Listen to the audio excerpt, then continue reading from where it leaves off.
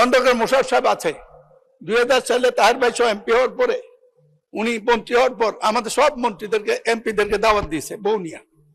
আমি আবার বৌনিয়া কোথাও যাই না, কারণ কোন জায়গায় কে কি বলে দেয় বিপদে পড়বো, পারত যাই না। তো আমি বৌনিয়া জানাই, কয়েকজনে বৌনিয়া জানে, কিন্তু তাহের ভাই বৌনিয়া গেছে।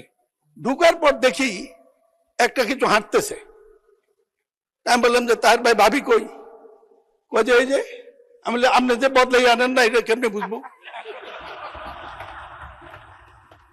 মাননীয় স্পিকার, আমাদের হাউসে আমাদের বোনেরা এসছে এমপি হইয়া, আপনি অভিনন্দন জানাইছেন, আমি অভিনন্দন জানাতে চাই। সবাই মেধাবী, দুইজনের বক্তৃতা শুনছি, আগামী দিনে কিছু করতে পারবে, ভবিষ্যৎ আছে, লেখাপড়া জানা। কিন্তু বুঝলাম না তো কারা আপনারা,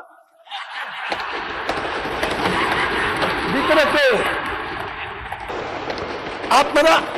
আপনারা একটু আগে মাননীয় সংসদ সদস্য মনিরুল হক চৌধুরী সাহেব যে বক্তব্যটি দিয়েছেন, আমরা এই সংসদে আমার 3 বার আসার সুযোগ হয়েছে মাননীয় স্পিকার। আমরা পার্লামেন্টে অনেক কথাবার্তা পক্ষে বিপক্ষে, অনেক সময় হাসি ঠাট্টার আলোকেও কিন্তু অনেক কথা চলে আসে। এই যে ইমিডিয়েট গত পরশুদিন আমাদের মাননীয় জ্বালানি বিদ্যুৎ মন্ত্রী সাহেব বক্তব্য রেখেছেন, এবং সেখানে বিয়ে শাদী নিয়ে ব্যক্তিগতভাবে সেখানে কথাবার্তা হয়েছে, সেখানে কিন্তু এক্সপান্সের মতো কোনো কথা আসে নাই। এগুলো হাসি ঠাট্টা থাকতেই পারে, পার্লামেন্টে সেই রেওয়াজ আছে মাননীয় স্পিকার।